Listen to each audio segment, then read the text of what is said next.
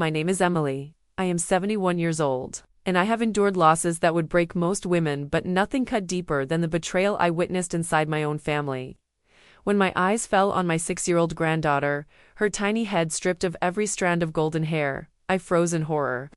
My breath caught in my throat, my knees trembled, and for a moment I thought my heart had stopped beating. The sight was so cruel, so unnatural, that it felt as if the world itself had collapsed beneath my feet. Before I begin, I want to ask you something simple. Tell me in the comments where you are watching this from. It may seem like a small request, but for me it means knowing who is listening to my story.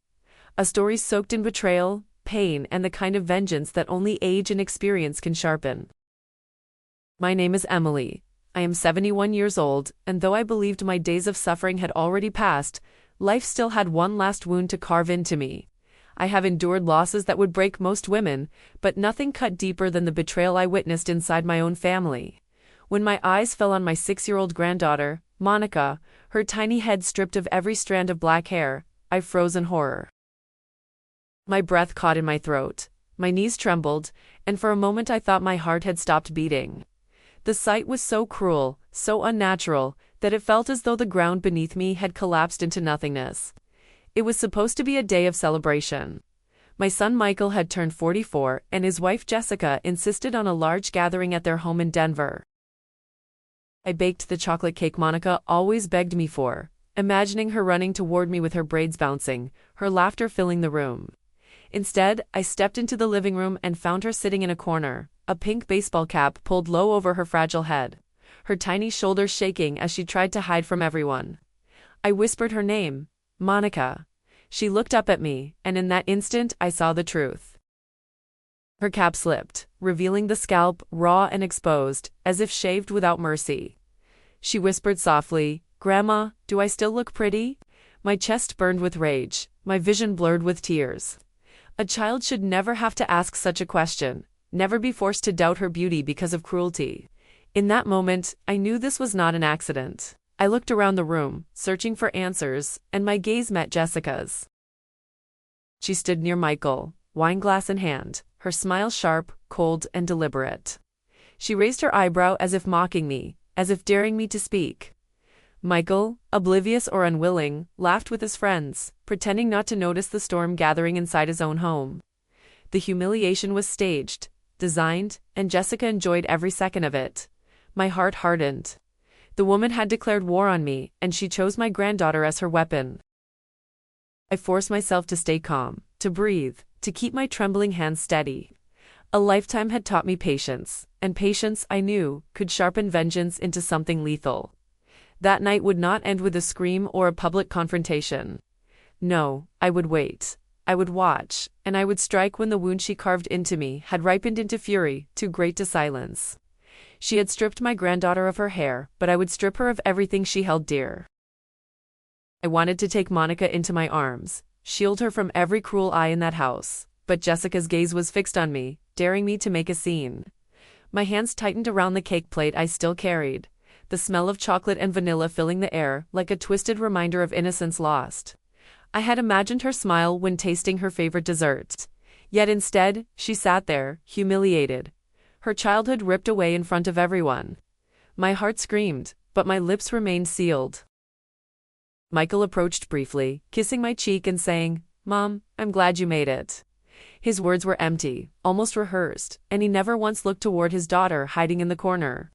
I stared at him, trying to read his face, searching for guilt, shame, or even the smallest spark of protection for his own child. There was nothing. His laughter soon mixed again with his guests, leaving me alone with the image of Monica's trembling hands, pulling at her oversized cap.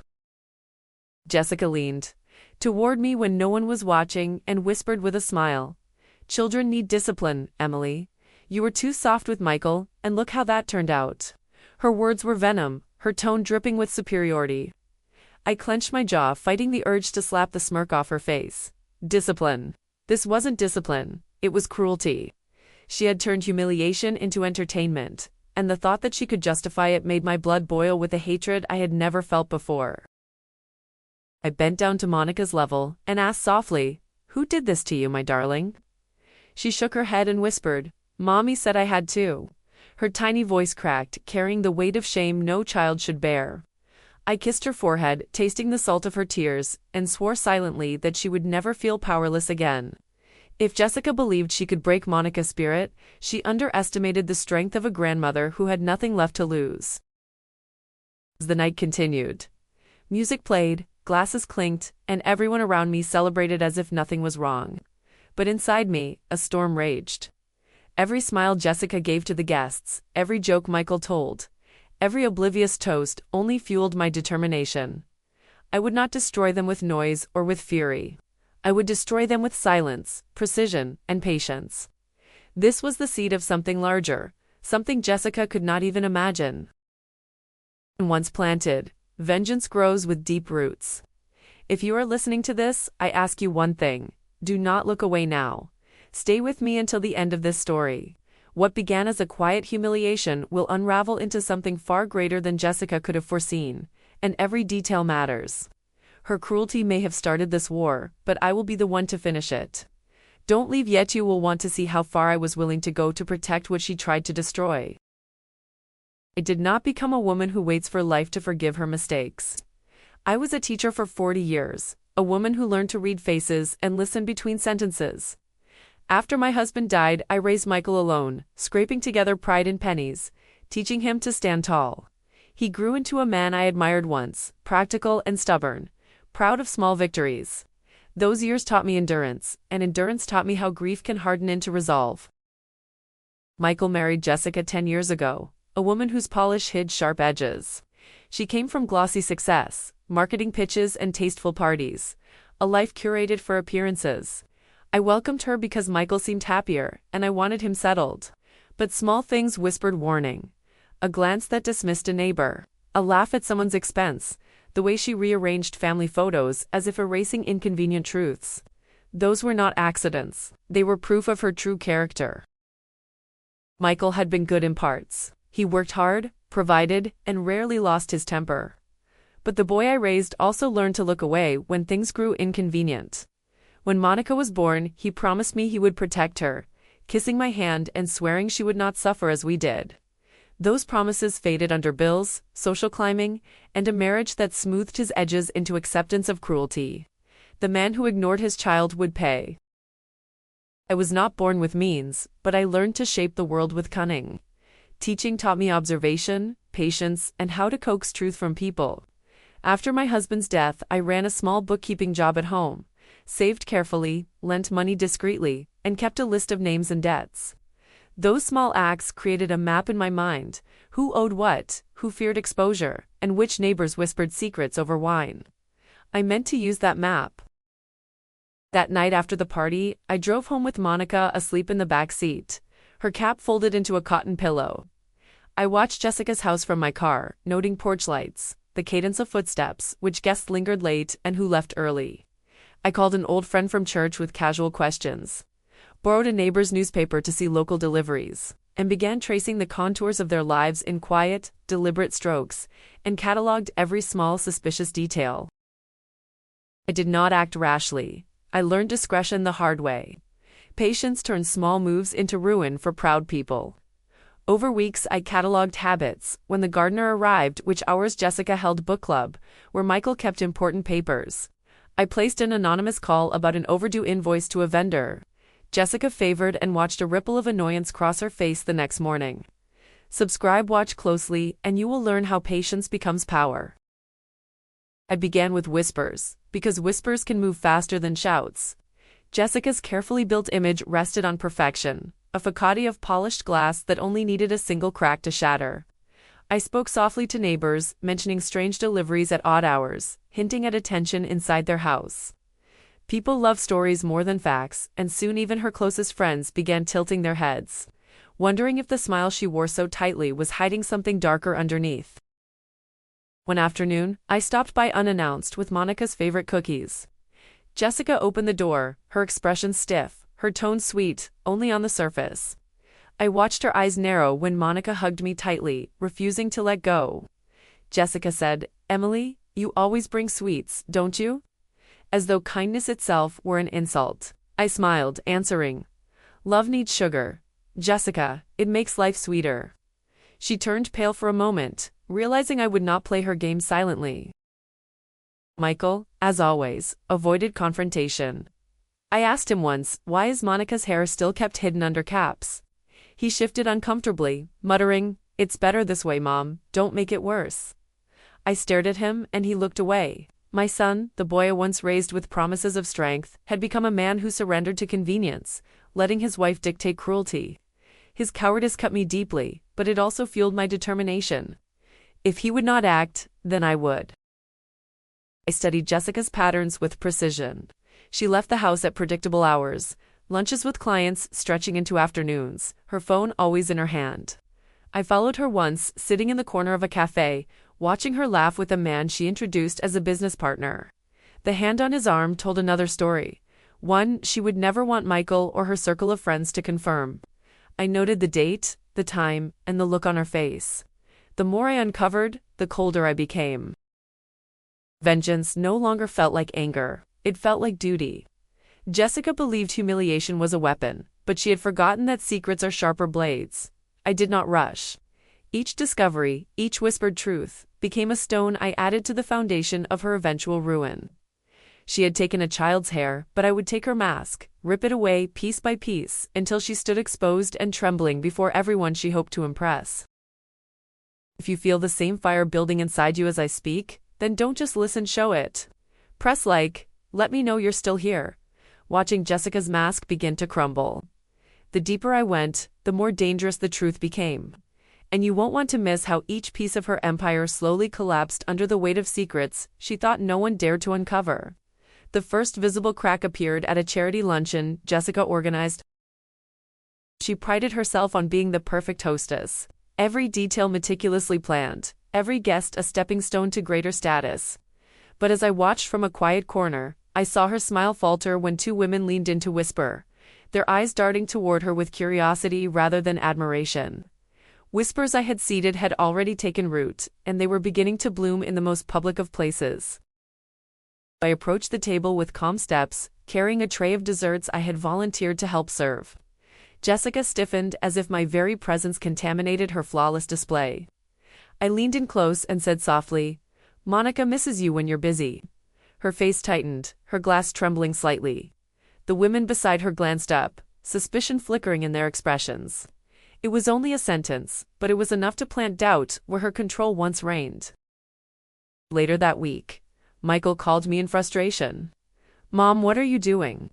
Jessica says you've been making comments that embarrass her." He tried to sound firm, but his voice carried the same hesitancy it always had. I replied evenly, "I only speak the truth, Michael. If the truth embarrasses her, perhaps she should live differently." He sighed heavily, unwilling to confront reality. His silence was my confirmation. The seeds I had sown were sprouting in the cracks of their marriage. Jessica, of course, retaliated with subtle cruelty. She forbade Monica from visiting me for 2 weeks, claiming the child needed discipline. But children speak even when they are silenced. Monica called me secretly one evening, whispering into the phone, "Grandma, Mommy says I have to be quiet, but I'm scared." Her small voice cracked, and I promised her I would never leave her alone. That vow became my fuel, a reminder of who truly mattered in this war. The more Jessica tightened her grip, the more brittle she became. I watched her fumble at social events, her laugh too sharp, her gaze too defensive. Once she spilled wine across her blouse, something trivial to most, but to her it was catastrophic.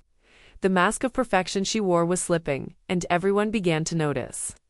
I knew then that the right push at the right time would not just weaken her, would break her completely. Tell me in the comments, what would you have done in my place? Would you have stayed silent and endured, or would you, like me, have chosen to fight back in the shadows? Your thoughts matter, because every choice defines the path of vengeance, and I promise you, the steps I took next would ensure Jessica could never rebuild the mask she had so carefully constructed. The first strike came at a school event where Monica's class presented a play. Jessica, as always, arrived late, sweeping in with exaggerated grace.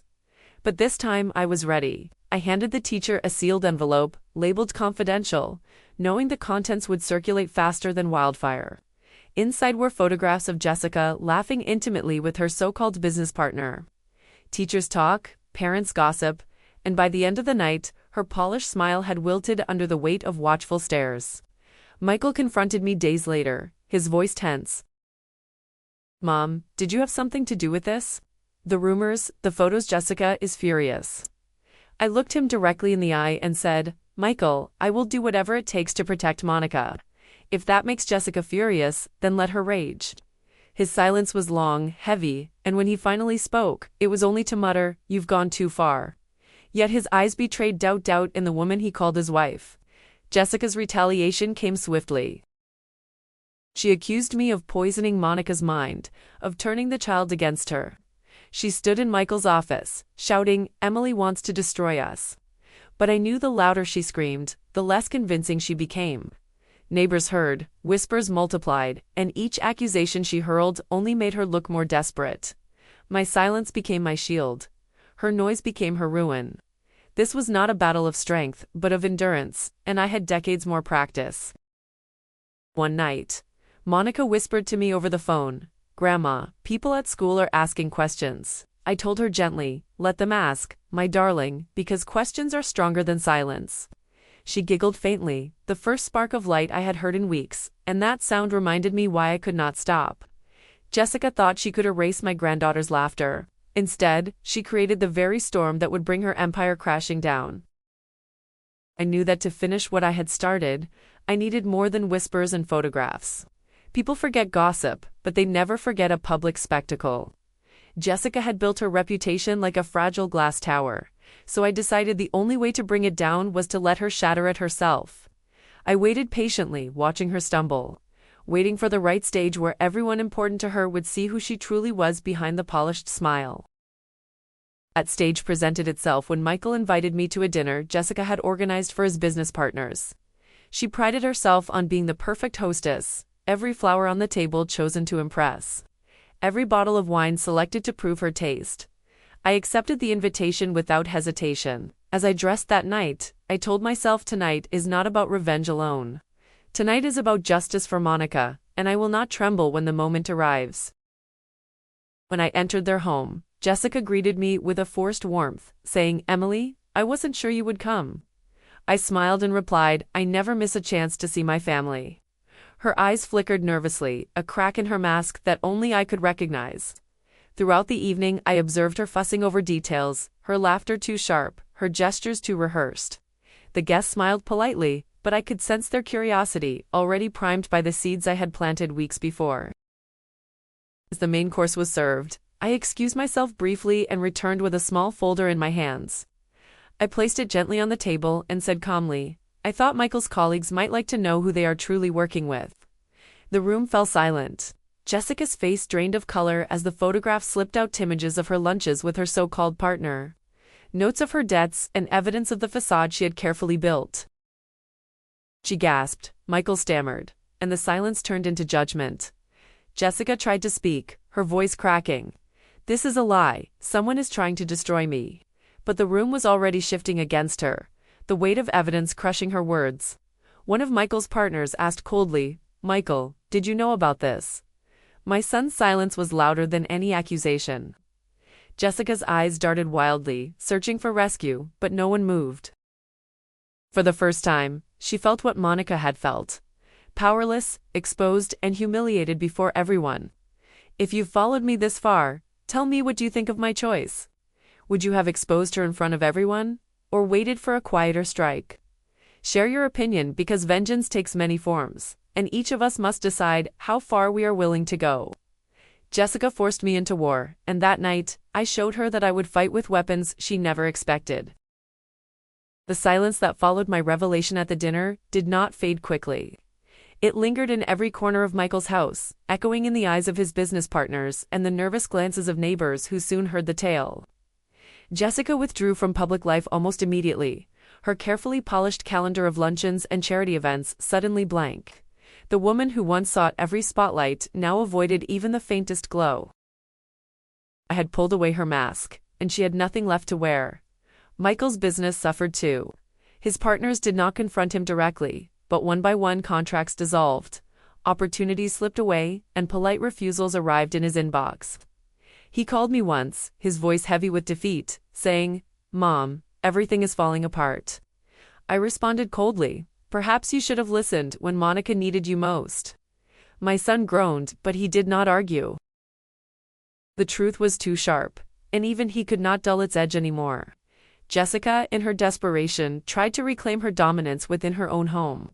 I heard her voice through Monica's timid phone calls, shouting late into the night, blaming Michael for weakness, accusing me of sabotage. But rage cannot build walls where foundations have already cracked. Their marriage began to split visibly. Michael slept on the couch. Monica whispered that the house no longer smelled of dinners, only of silence and wine. The empire Jessica once paraded had turned into a battlefield of ruins. Still, I did not gloat openly. Vengeance without patience is fleeting, and I wanted her to feel every second of collapse. I watched her avoid the supermarket, hiding behind sunglasses, rushing to her car with bags she no longer carried proudly. People noticed, people whispered. The shame she had forced on my granddaughter now clung to her like a second skin she could not shed. For once, Jessica could not laugh her way through humiliation. It consumed her whole. One afternoon, I visited Monica at school. She ran into my arms, her small head now showing short strands of new growth. She whispered, "Grandma, I feel pretty again." My eyes filled with tears, not of weakness, but of triumph. Jessica's cruelty had not broken her spirit. Instead, it had made Monica stronger and me more determined. If Jessica thought the war was ending, she was mistaken. I still had more to reveal, more to take, until she understood what it meant to wound me. If you have followed this far, I ask you to subscribe. Stay with me until the very end, because what comes next will show that vengeance does not simply punish, rebuilds what was lost. Jessica believed she had stolen my granddaughter's pride forever, but I would make sure the entire world saw who truly paid the price for cruelty. This story is far from finished, and you won't want to miss its conclusion. Jessica's silence grew heavier with each passing day. The woman who once controlled every room now struggled to control even her own reflection. I watched from a distance as her hair, makeup, and clothes no longer carried the sharpness of perfection but the dullness of defeat. Every outing became shorter, every conversation more defensive. She was shrinking into herself, and I knew the final strike had to come soon. A wound half-delivered heals. I intended to finish mine completely. The opportunity arrived when I discovered unpaid debts hidden beneath her polished image. Old credit cards, unpaid invoices, and bank statements revealed a mountain of carelessness. I slipped copies into anonymous envelopes and delivered them where they would sting most: Michael's office, her social club, and even to one of her so-called friends, who thrived on gossip. By the end of the week, whispers about financial ruin replaced whispers of infidelity. Jessica was being eaten alive from every angle, and I had not lifted my voice once. Michael called me again, this time with desperation rather than anger.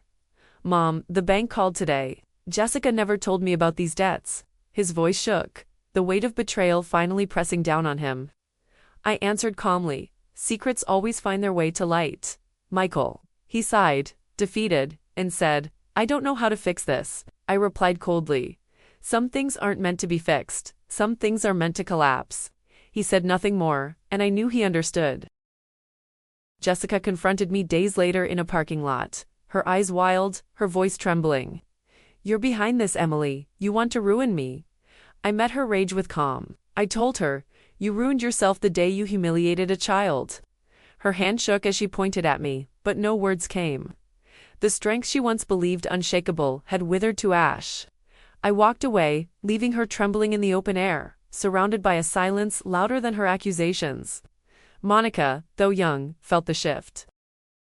She came to me with a small smile, whispering, "Mommy doesn't yell anymore." I hugged her tightly, realizing that for her, this was freedom. For me, it was victory.